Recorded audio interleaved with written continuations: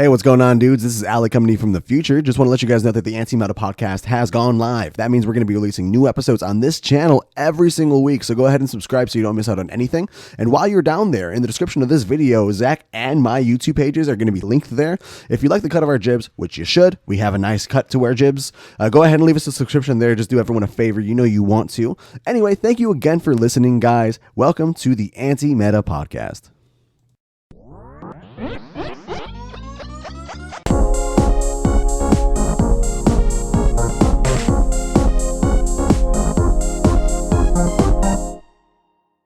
All right, welcome friends, family, and welcome strangers. My name is Alec. I'm joined today with my buddies. You guys want to introduce yourselves? My name is Dameko. Welcome. Hey, I am Zach. Excited to get this thing rolling. Yes, and we are three lifelong best friends with vastly different tastes in video games, but we like coming together and, I don't know, just talking BS. An excuse for us to get together and just argue about stuff that we love. Yes, this is a very combative scene we're trying to set up. 1000%. We never agree on anything. Yeah, so if you're expecting something chill, go somewhere else.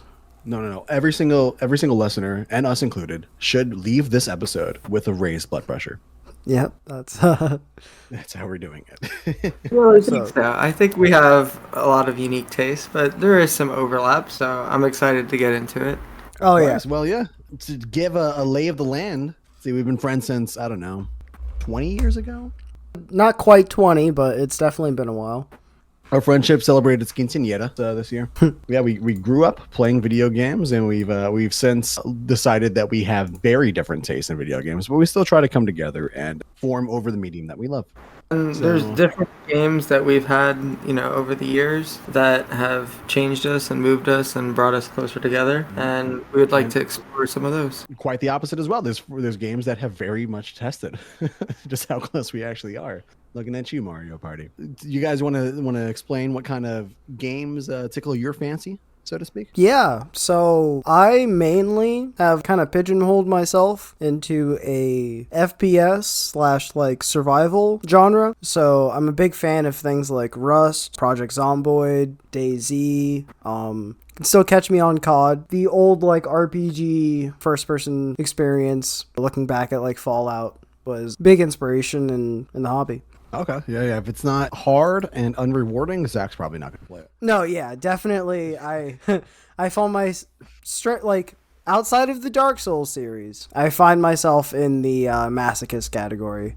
You forgot to include, what's that? The Minecraft mod? Oh, RL Craft, yeah. If there's a listener that's never heard of RL Craft, I would recommend you stay as far away as possible.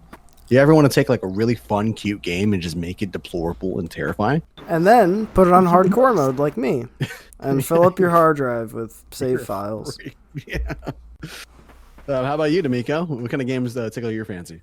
Well, more recently, I've been into a lot of action-adventure games, so to name a few examples, it would be certain games like, Bayonetta, Final Fantasy, those kind of games. And the second, I would say, would just be maybe adventure games. So adventure games like Zelda, or again, maybe like God of War or Horizon. Starfield actually just came out. So those kind of games. How about you?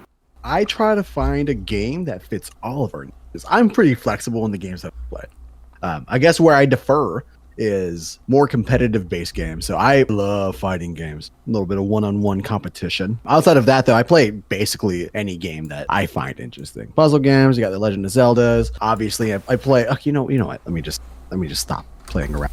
If it's AAA, I'm playing it. If it's not, I'd never heard it. 1000%. I am a shill for large corporations. Oh my God! I'm gonna sit here and sit like a fraud. I need to change your perspective. 1000%. Yeah. But I promise you, if there's a big game from a major studio, odds are I'm buying that on the release date. Yeah. So that brings me to my next question. What are you guys currently playing? So recently I purchased Subsistence, and I regret purchasing Subsistence. Okay.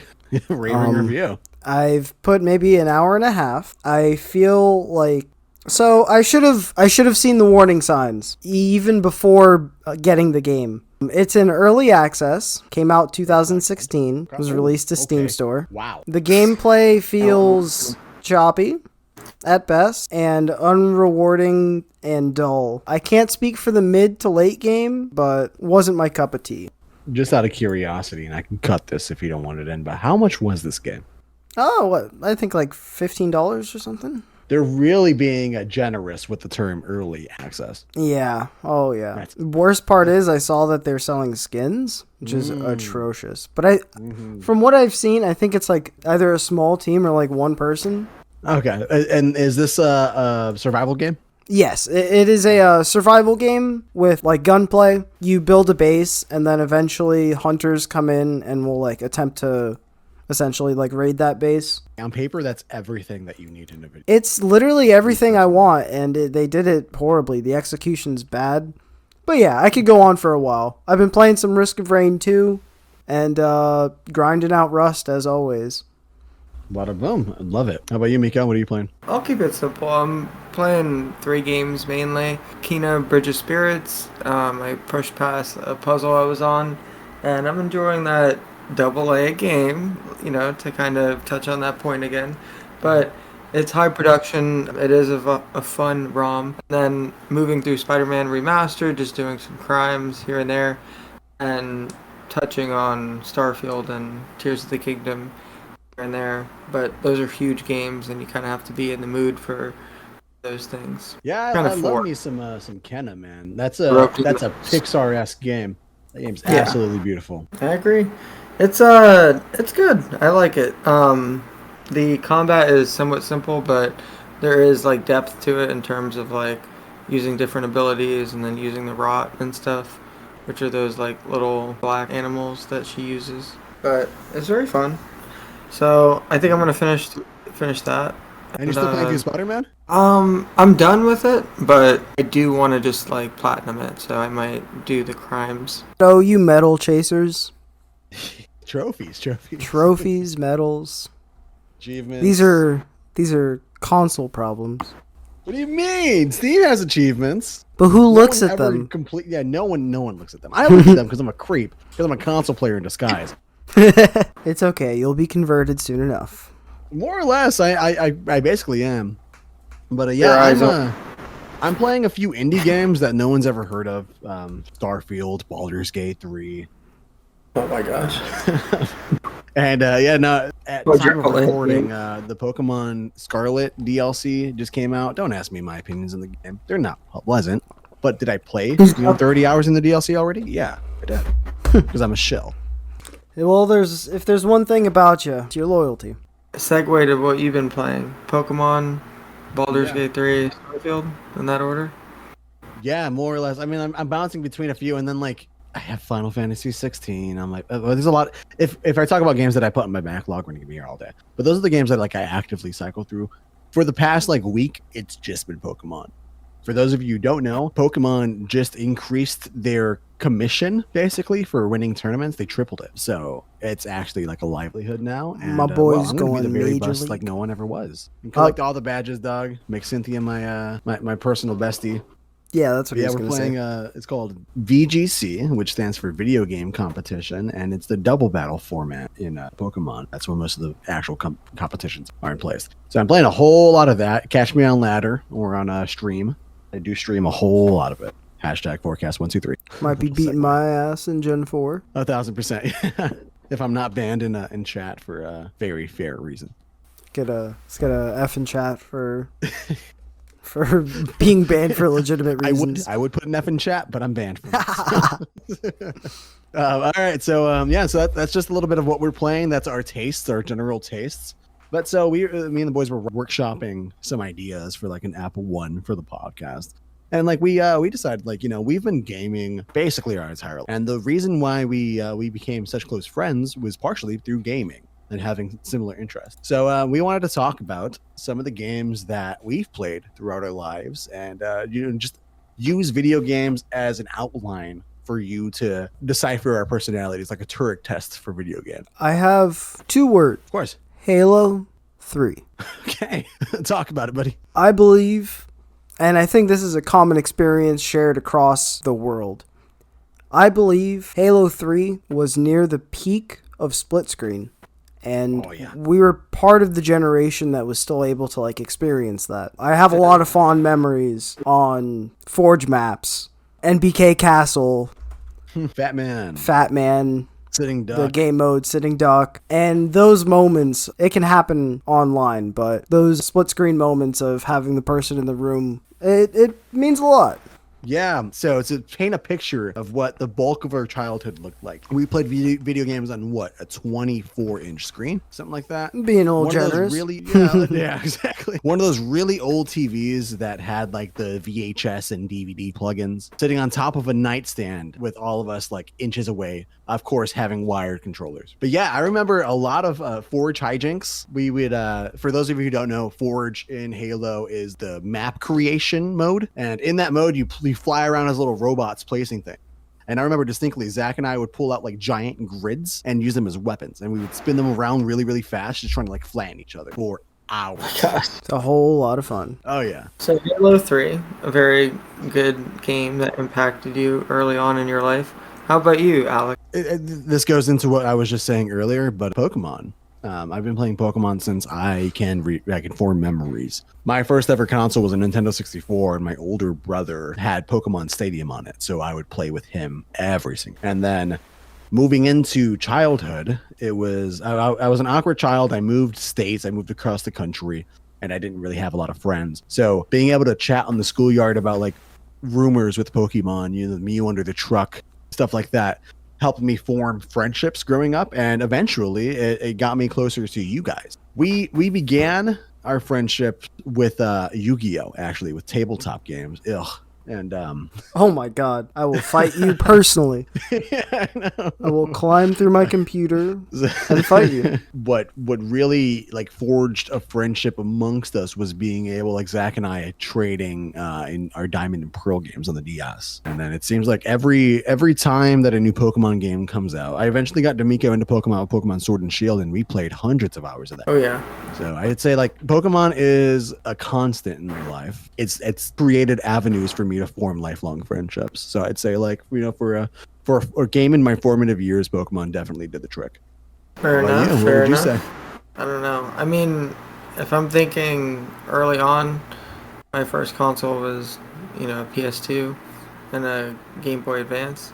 Mm-hmm. So not necessarily at the same time, but in the same year or like year and a half. But I got a PS2. Then I really didn't know much about games, so I was stumbling through obviously licensed stuff as well as random games. Then I landed on, for me, this is before Kingdom Hearts, and we'll get into my love for Kingdom We'll Hearts. get into Kingdom Hearts, don't you worry. That might be its own dedicated episode, but Spider-Man, the movie game, I got into that, and I was like, dang, I really like this interpretation of Spider-Man. I played the PlayStation Spider-Man a lot, but this one was like mature, it was difficult, it was ahead of my time, because I was, I don't know, 6 or 7, and this game was like probably more for like an early teen. It was fun, it was difficult, and that would be like my first introduction to loving a licensed character as well as playing video games and appreciating licensed games. Without a doubt, man. There was nothing like early 2000s licensed video games. That's one way to put it, yeah. They just don't make them like they used to. But that would be an early game. The mention of the PS2 triggered a bit of a memory. Okay. While we're down nostalgia road. San Andreas. I remember us taking turns on co-op. Man, co-op San Andreas is something that people do not talk about enough. Another one that I feel like probably a relatable experience for a lot of people, but it was a lot of fun. Punching some cheat codes and just go off. Definitely way too young to be playing that game. 100%. 1,000%. But That's yeah, why we had to go to your house to play it. Exactly, yeah. And Alexa would hop in there too, my sister. And it sucked because you couldn't get more than like 30 meters away from each other, and we would constantly be fighting over the jetpack cheat code. Flying cars. Yeah, I always wanted to go in the flying car. Yeah. That actually that raises another question. What consoles were you guys playing around this time? So for me, like I grew up with not the most obscure of consoles. You know, we started with the Nintendo 64. I have 3 siblings, so we would fight constantly over that. My brother got a Sega Dreamcast, and then eventually we got a PS2. But primarily, whenever in my youth, I was playing a lot of handheld games, Nintendo DS, Game Boy Advance, that kind of stuff. What were you guys playing? Well, I had a Game Boy Advance SP as my first console. Nice. What color? It was black, and I put a Charmander sticker on it. We love that. But within like the first year, broke the back so that the light wouldn't work. You heard it here first. Zach's been breaking back since 2006. Yeah, so it was, it was a good time. PS2, admittedly, I don't think I was as interested. While I did play a lot of like Crash Bandicoot titles and some of the like multiplayer stuff, I don't think I really had my interest like peaked until the like 360. And around like when that came out, I was going to like pawn shops and stuff. So I got myself a GameCube late after the GameCube's life. I think that GameCube really sparked an interest. Yeah, Metroid Prime. Metroid Prime, Smash Bros. Melee, Luigi's Mansion, Kirby Air Ride. Need for Speed. And the Yu-Gi-Oh games. And the Yu-Gi-Oh games. Oh, GameCube? Yeah, there was a... What would you have on GameCube? Was that Duelist of the Roses? No, that was PS2. No, so Duels of the Roses on PS2 is goated. Let me just say that. Put some respect on that name. But for the GameCube one, there was a like top-down war simulator for Yu-Gi-Oh! That I was a big fan of. That wasn't Duelist for the Roses? I'm having like a false memory here. Duels of the Roses, I might have to go out to sea and put a patch on my eye for, because that game is really good. Well, you, Miko, you played a lot of PS2, right, Miko? In terms of games that I guess I would play like, in the middle of my life or teens, early 20s, was admittedly like, a lot of 360 stuff too. And we took turns with Skyrim, and that was an experience, and I went all throughout that as a Wood Elf. And then Fallout 3, Fallout New Vegas on the 360. That was very fun. We, again, all took turns. So that brought us together. We had stories to share, and I'm leaning more towards Fallout, even though I know, Alec, and I'll pass the torch to you, you prefer more of Elder Scrolls. Yeah, that's a conversation we had pretty recently. I think the memories involved in the Elder Scrolls franchise for me is why I gravitate towards like more medieval fantasy as opposed to sci-fi fantasy. Yeah, Skyrim was just such a unique experience. So just to head the conversation that way for a second, we originally got Skyrim on Redbox. There was a Redbox at a grocery store a few blocks away from us, and we would rent a game for $1 a day. And we got Skyrim, and we played that game raw. So we were all three just overly enthralled with it. It was unlike anything that we'd ever seen. And we took turns playing single player games, but we never did it so consistent. Yeah, it's like, all right, 2 hours, or all right, 3 hours. We all had an hour, and then we would make deals in the background. Like it was Zach's turn, and it was me and Dameko on the couch watching him. We'd be like, okay, you could take 2 hours now if I could take my 2 hour block later. Actually, you guys go ahead and go to sleep. I'm going to stay up until 4 o'clock in the morning and play Skyrim. That was an experience. As far as like games in like the adolescent years of our lives, Zach had his 2 words with Halo 3. I'm going to have mine. Anime game. We played so many anime games together. Oh yeah. Yeah, actually, anime games is what got me into to anime as much as I was. I was huge into Dragon Ball whenever we became friends. We played a lot of Dragon Ball Z, Budokai Tenkaichi 3. We played that constantly. We had friends come over and we'd play it. Kid Buu goated ourselves. Yes, but you guys had Naruto Ultimate Ninja 2. Yeah, and it's like, oh shit. Yeah, I hated Naruto whenever I first came out. I hated it because it took Dragon Ball time slot on Toonami. Personal this is ridiculous. Yeah, exactly. You guys are good. It's goated. Dragon Ball Z is goated. I was an elitist at 8 years old for shonen anime. And Ultimate Ninja 2, you guys are just like, give it a chance.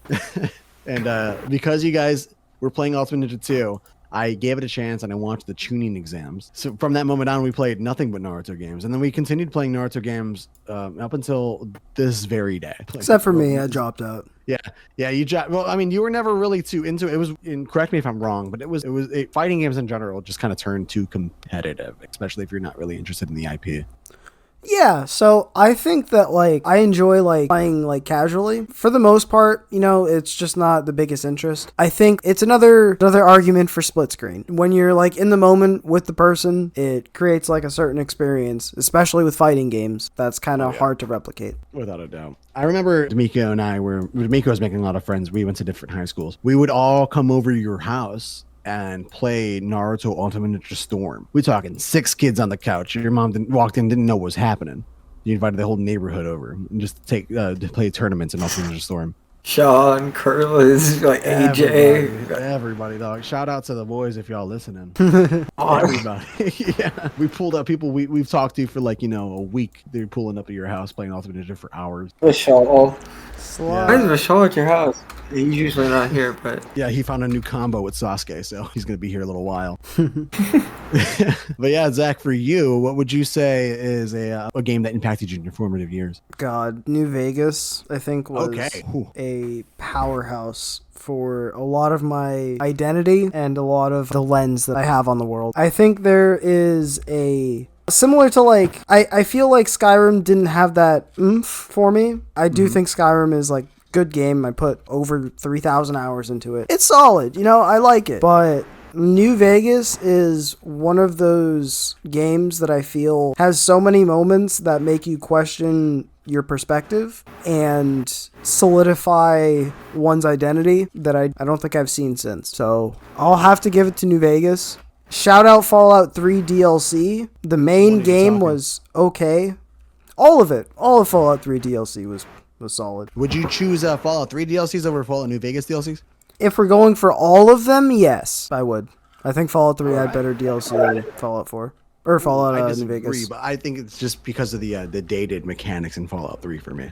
That's valid point. All right. That's a goated choice, Doug. Fallout New Vegas, I agree. There has not been a game like it since, and they have tried. Looking at you, Outer Worlds. Yeah. Oh, that was a disappointment for me. Man, me too. It was just it was very small scale. But yeah, let's not delve into a review for Outer Worlds. Yeah, so I mean that goes into where we are now. So we're talking like more recent times, guys, like 18 plus. Whenever you think about your love for gaming now, what games spark that memory for you? I could talk for hours on Rust. Yeah, give us a snippet of what drives you for Rust and why you find yourself coming back to it time and time again. So I feel that Rust gets a lot of the simple things right. The gameplay loop is enjoyable, very rewarding skill gap, so you feel rewarded for getting better, and there's a lot of like options for how you want to go about things. For anyone who doesn't know what the game is, essentially it is a always online. Would MMO be accurate, Alec? It wouldn't be inaccurate. Always online survival FPS MMO. So essentially the general gameplay loop is build a base, climb through a tech tree by grinding resources, get guns, go around, shoot people and AI. Yeah, it just does a lot of what I want, and it's constantly expanding. I feel like Face Punch has been pretty good about that. Recent news, they might be moving out to a different engine, so we might be getting like a complete rework. Let's go. Are they on Unity right now? They are on, I think it is Unity, because they just upped the price on licensing. All my homies hate Unity. But I do want to shout out the third shout out I feel is important. You mentioned a AAA game, Alec. Miko mentioned a AA game. Mm-hmm. My contender, I'm going to throw out 1 Hour, One Life. Okay, talk about it. This game, you are born as a baby to parents that are actual other players on a server that was started by just one person, Eve, and it's a civilization that plays out. So you're born into this world at some point, and every minute counts as a year for your life. Going through the like full experience of a life, being taught how to do things by your parents because they realize you're a new player, working jobs, and then seeing the elders die, and Jesus. Passing through the cemetery of like everyone who's helped contribute to this, thriving society was kind of it was a very emotional and spiritual experience. It sounds extremely unique. I draw the comparison to that one episode of Rick and Morty where he had a whole life in a video game. I feel like I would get too immersed into it. That is valid. That sounds awesome, though. I feel like not a lot of people have heard of this, especially I haven't, being a AAA shill. My biggest gripe with it is it's mainly just crafting and trying to like stay alive. So you could build, from scratch a car, but most of the time it's going to take generations to finish that car. So you'll see someone has laid out like half of the workings for a car or something. I've seen cities develop to the point where there's like multiple civilizations on the server going to war with each other. I've also spawned in with just being the first person in the world. Jesus. Yeah, that's enough to give you an existential crisis. Oh, yeah. Those are solid picks. I would say, for me, probably the single most impactful game in my entire life. You know, if anyone knows me, it's not going to be a huge shock, but God of War 2018. So, you know, God of War 2018, it came out in a tough time for me. I had just, again, moved across the country.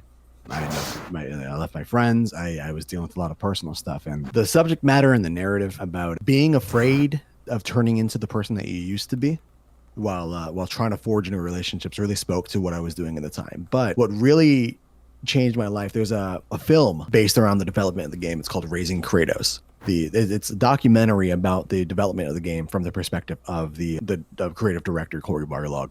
And seeing somebody so frantic, so like anxious, so much like me, being able to put his ideas and make them into creations, put something that, like, nobody in 2016, whenever this game was in development, nobody wanted another God of War.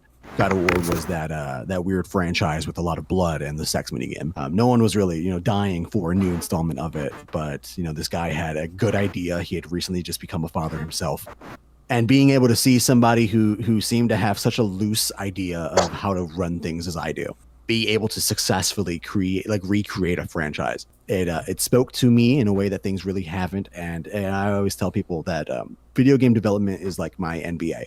It's something that I always thought was, you have to be lucky to get into it. But that really turned my idea to this can actually be a reality for me as well. And if I don't know what else I'm going to be doing in the world, I might as well try to turn my ideas into creation. And it struck me to such a core that I switched majors into game development. I studied to become a game developer. I became computer literate, and now I want to turn video games into my entire life. So I'd say without a doubt, that's probably going to be the most impactful game of my life, especially of recent times.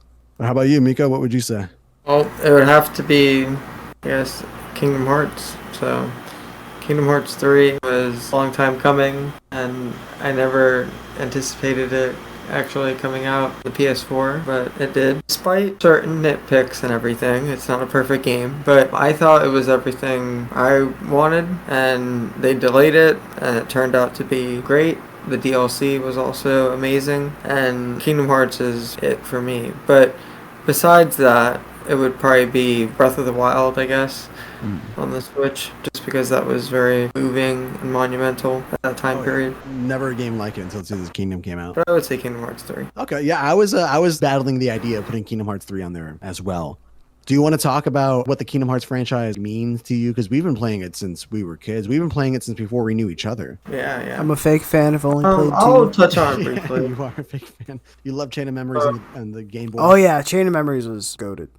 Our mom used to have us go to this lady named Sue's house. We used to hang out with her sons after school and stuff, and they were just playing Kingdom Hearts 2 and Agrabah. I was like, what's that? And they're like, that's Kingdom Hearts 2, and I'm like, there's Disney characters in there too. And then he's like, yeah, there's Disney characters in this game, and I'm like, game's so cool. And then, like, I had wanted Kingdom Hearts 2. I eventually got that. I didn't even play the first one, and then I went back and I played the first one. But it was monumental. It was like next gen for me. And then the rest is history. I fell in love with the franchise and its confusing plots.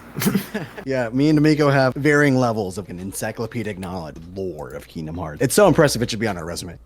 Anyone who's able to follow that clusterfuck. But yeah, Zach played some Kingdom Hearts 2, right? And then mostly Chain of Memories. Yeah, I tried to go back for 1, wasn't a fan, but, I can respect the franchise. Yeah, Dameko, so the reason I was going to put Kingdom Hearts 3 on there instead of God of War, even though God of War meant so much to me, is Kingdom Hearts 3 also came out around the same time as God of War. And me and Miko, we were living in college at the time together, and then I moved across the country, and it was the first time in our lives that we'd ever spent a prolonged amount of time away from each other. And then that game came out, and it was the cutest thing ever. Dameko and I played the entire thing side by side online together, like on chat.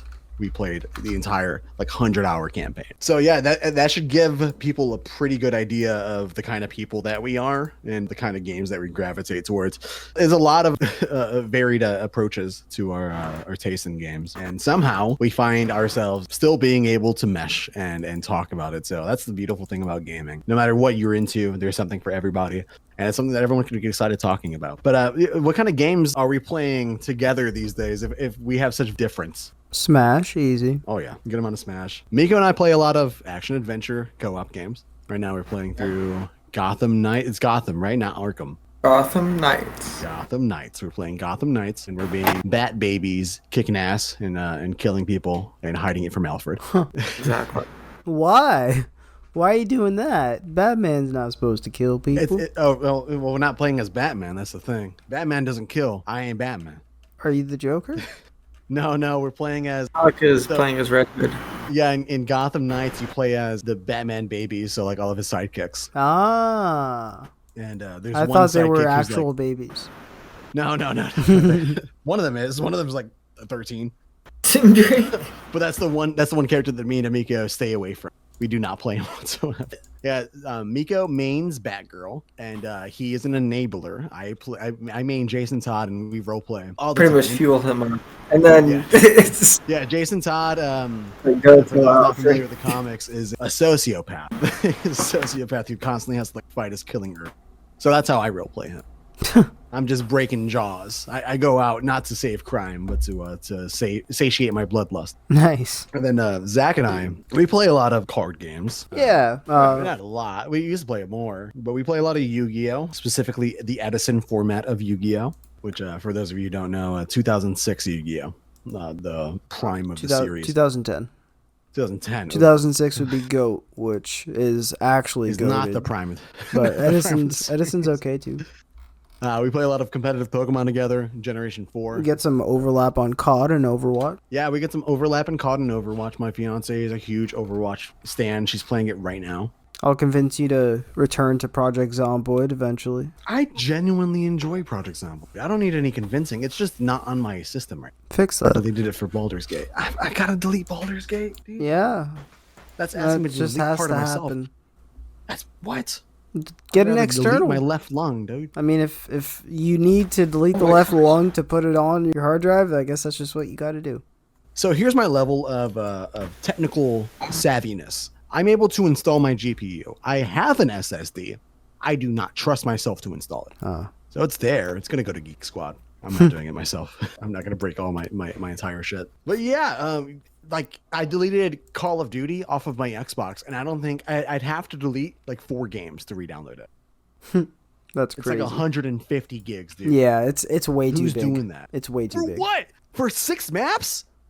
I'm not buying the next one. This is, I think, the last Call of Duty I buy. Fair. I kind of regret buying this one. Alexia actually plays a lot of Call of Duty. Tell her to hit me up. I need people to play with. There you go. Alexia is Alec's twin sister. That's my bestie. Play Pokemon together. Play a lot of Pokemon Go together. Pokemon Go to the polls. Yo, side note, Alexia is actually cracked at Pokemon Go. We were hanging together for our birthday recently, and she was like showing me her like bank of Pokebank.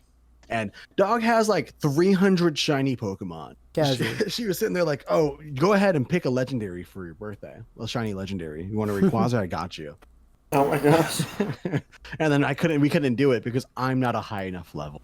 And she's like, oh, you simply have to get good. Dog is goated. Actually insane. But yeah, so I wanted to talk about some of the games that we played growing up. Let me paint a picture for how our childhood looked, at least from my perspective. So you guys are brothers, and I did not live with you. So you could not tell if you're an outside person that I did not live with you guys. Basically, every single waking day, I was over your guys' house. Your mom, very intelligently on her part, decided to not let you guys dive into video games every single weekday. But on the weekend, I'd come over basically every weekend, and we'd nonstop play video games. So whenever you guys are thinking about that time in our life, what video games come to mind? I'm like, for me personally, Halo 3, 1,000%. Yep. Oh yeah. Many games on Modern Warfare And those 2. Bethesdas. Yo, y'all prestiged on co-op on Modern Warfare. Yeah, didn't you? that's That's yeah. crazy. That's so insane. Well, I didn't prestige. I hit max. I didn't want to prestige because I didn't see the point in going back to level 1. Especially, yeah, you guys didn't have internet. You guys were just playing by yourselves. Yeah. So crazy. I remember playing Halo 3, and then like all of us were on like a pretty even playing field, I think. Then we took it over to my house and we played with my older brother Justin, and then we never did that again. Yeah. My older brother was an absolute troll, and he was a very, very sore winner. He hurt many a feeling. Yeah. Hurt a lot of feelings. Maybe all of them. Yeah, exactly. All right, how about you, Miko? What first-person shooter, I guess, would you relate to our childhood?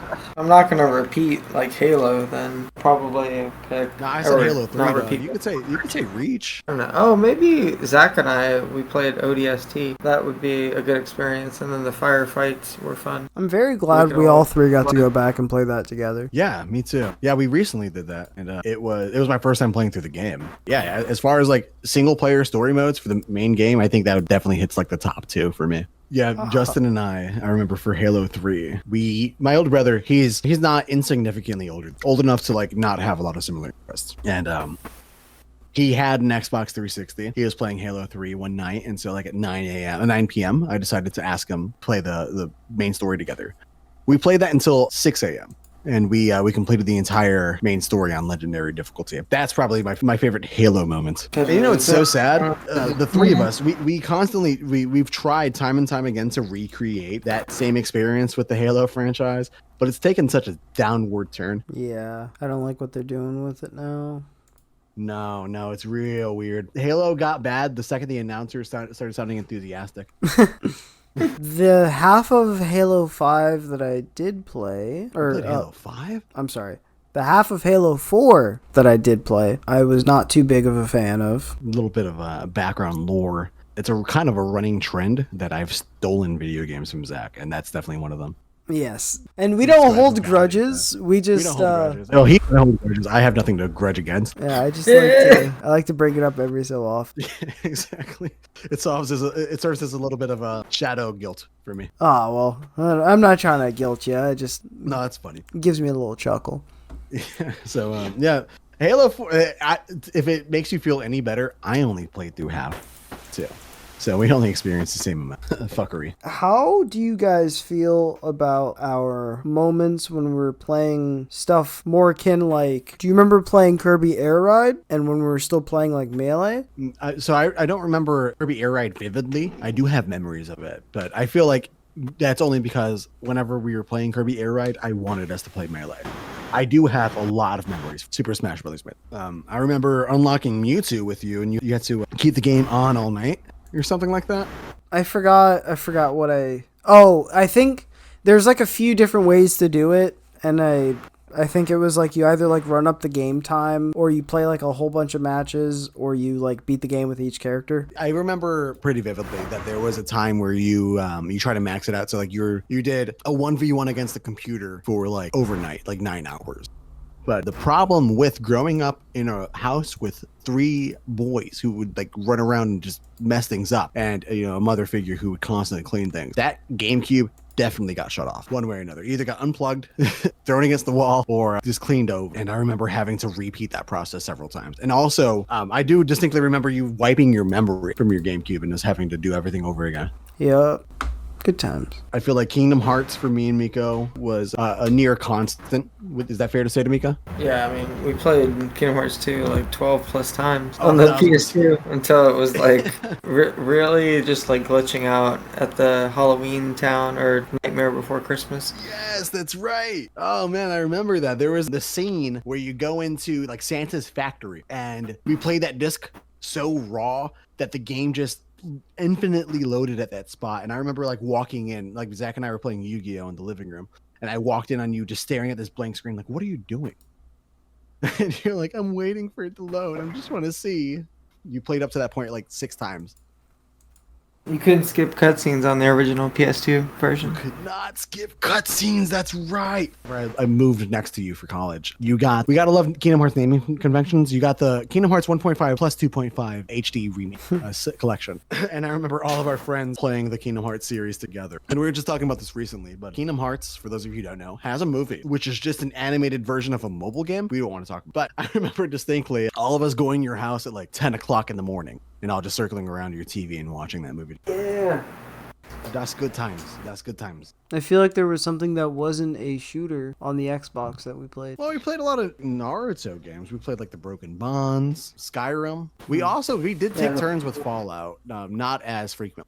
Yeah, we played through Fallout 3 DLC. Yeah, New Vegas. We took turns with that. The Alien DLC. Yeah, remember I was a cannibal in Fallout New Vegas. Of course. Of course, they had legendary times. I was a bleached skin cannibal. I ate every single person I came across. So that should be a good layout of who we are and the kind of friendships that we were able to forge through gaming. Now, I promise you, dear listeners, that we will never agree on anything as hard as we will. You have games from our childhood. There wasn't a lot of fighting this episode, but rest assured, there will be. I was being sarcastic about that. Or do you think we're actually going to be fighting? Me and Miko, 1,000%.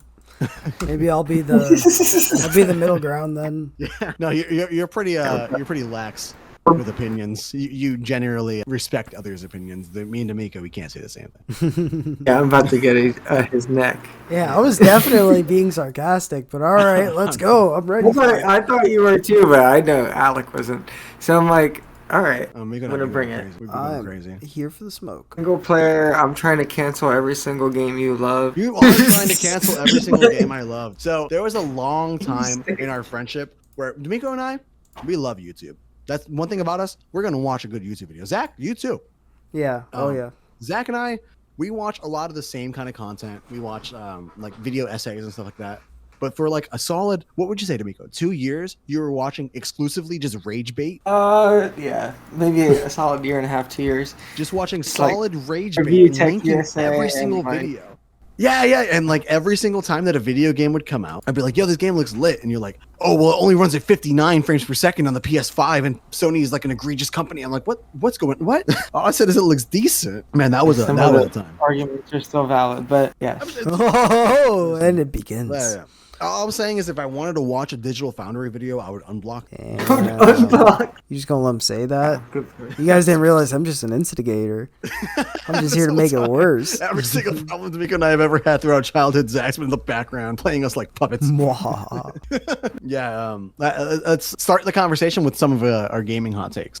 I think that's also a good example of who we are as gamers. I got one. Pokemon's not that bad. Ooh. I'll be So brave. that is a hot take. I think not that bad. I guess is kind of that's a safe way to put that. Yeah, I'm still playing it safe.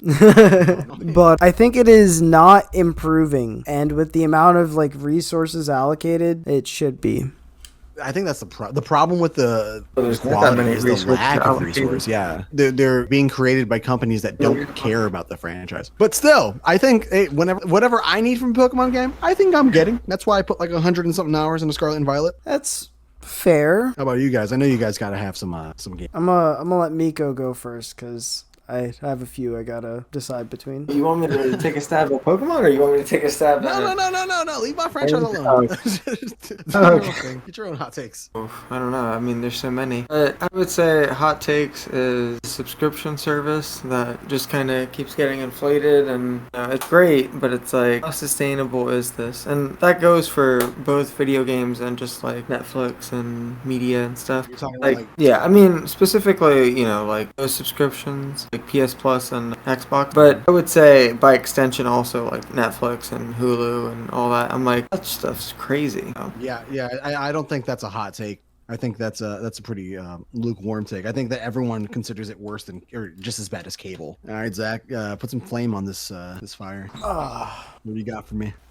So I think it's another lukewarm take. I'm trying to find something a little spicier. Looking at my games library, I think that if you need to add features to a game 6 months after release for it to feel like a complete package, then you failed at making that game. I think that you didn't make that game. I think you made it later. Yeah.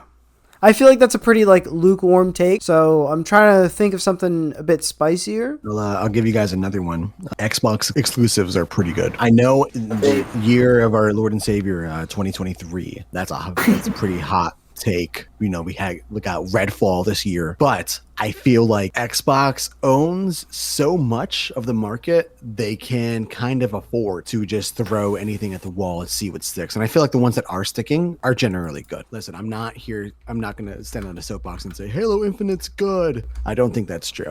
I do think the campaign is good. I agree. I think the campaign is one of the best of the series. And that might be a side hot take. Sure.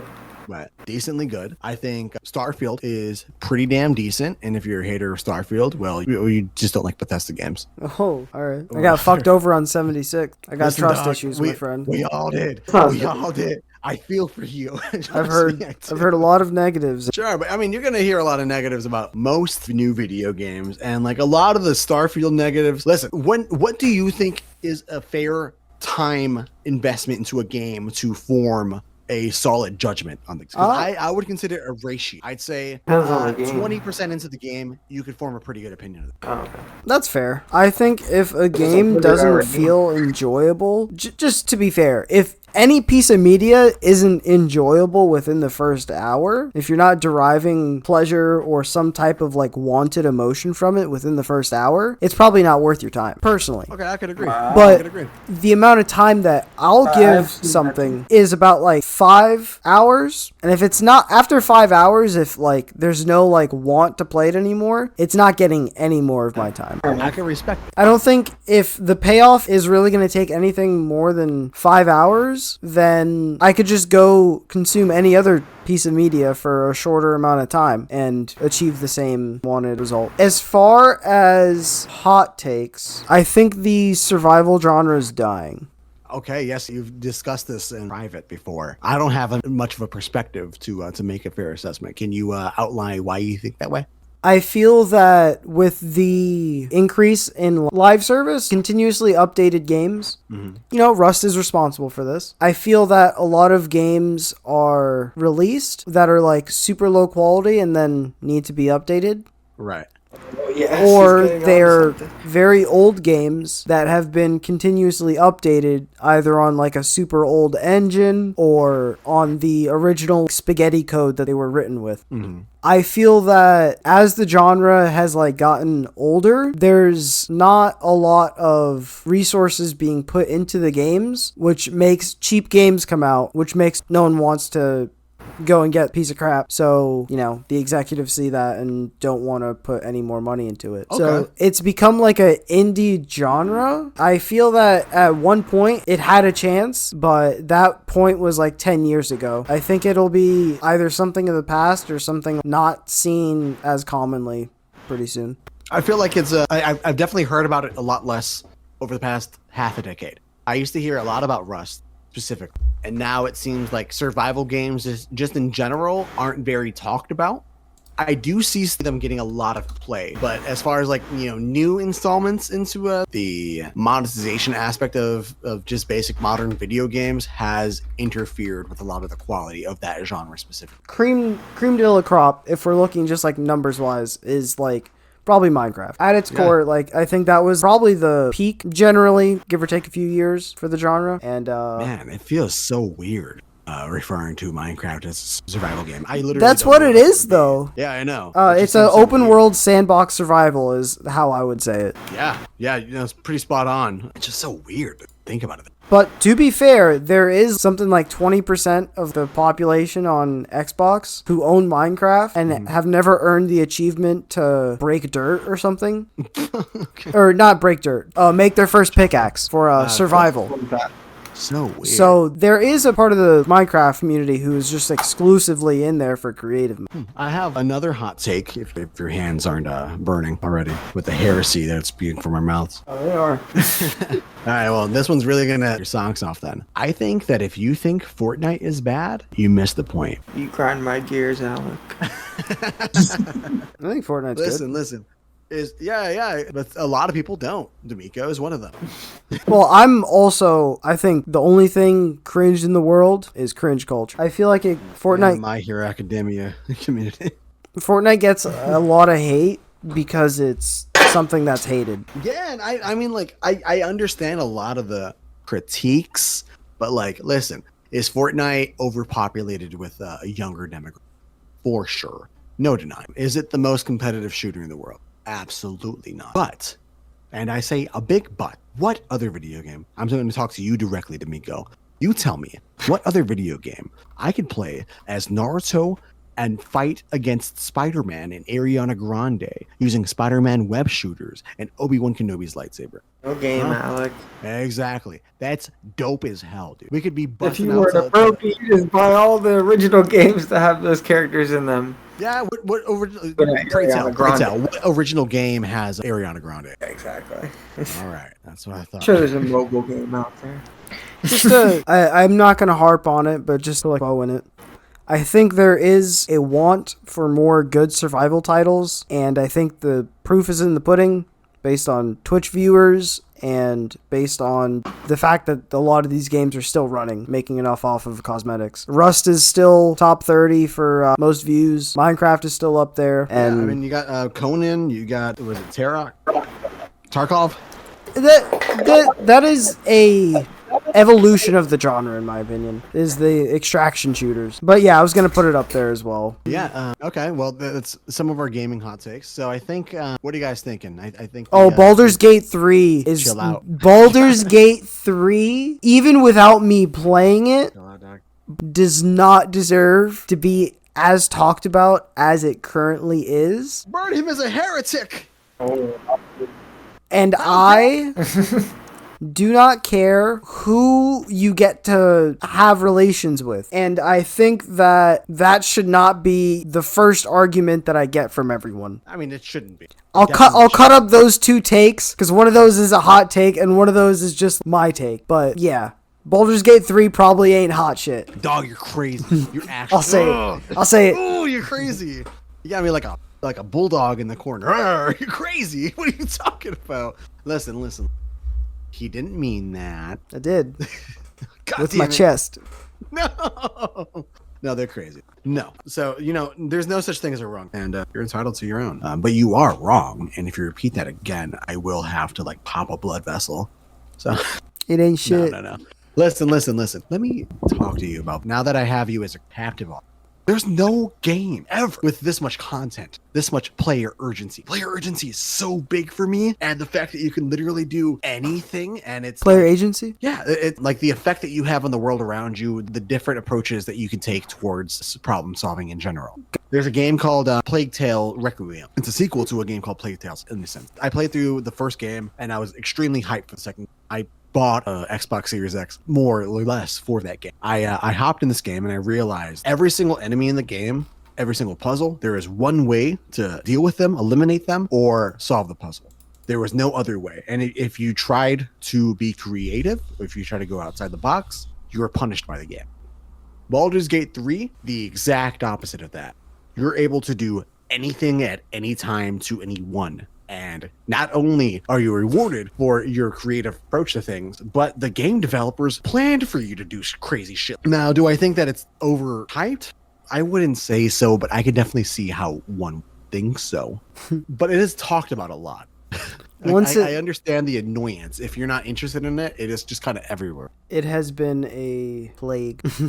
Yeah, I was trying to turn people on to Baldur's Gate like a few months before it released, and back then no one knew what the hell it was. Now, if I mention Baldur's Gate, they're just like, yes, yeah, we know what we're talking about.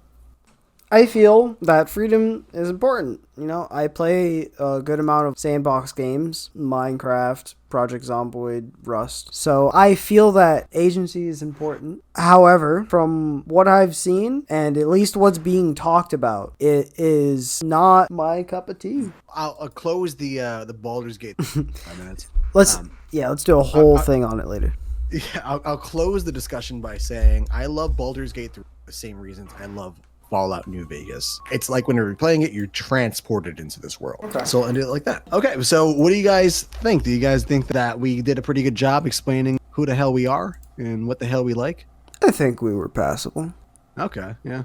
I enjoyed it. So yeah, I think that's going to be it for us today. Just to close things out, once again, my name is Alec. You can follow me on Twitch at Forecast123. I usually stream Pokemon only on the days of the week ending in Y. Where can the good people find you guys? You could find me over on Twitch. You can find me on the other one. Find me on YouTube. I'm going to have it all linked down below. But for most of them, you're going to see it under Echo Pichu. And you're going to find me here on this podcast. So make sure you come back for it. And how about you, Miko? Where can the good people find you? And don't say your address. You can find me here at Miki Leaky on Discord and also on this podcast, Anti-Meta Podcast. Absolutely beautiful. And to our beautiful listeners, if you enjoyed hearing about our chaotic childhoods and feeling nostalgic with us, go ahead and drop a like. Make sure you comment, rank it on whatever, wherever you hit some buttons, bro. Hit some buttons. Click them buttons, and it's gonna make 3 grown people smile. So you have that power. I suggest you utilize that. Okay. All right. Well, everybody, thank you again for listening. We appreciate the attention paid towards our rambling. Thank you. And we'll see you next time. Say bye, guys. Thank you so much. Bye. Bye. Deuces. I love you.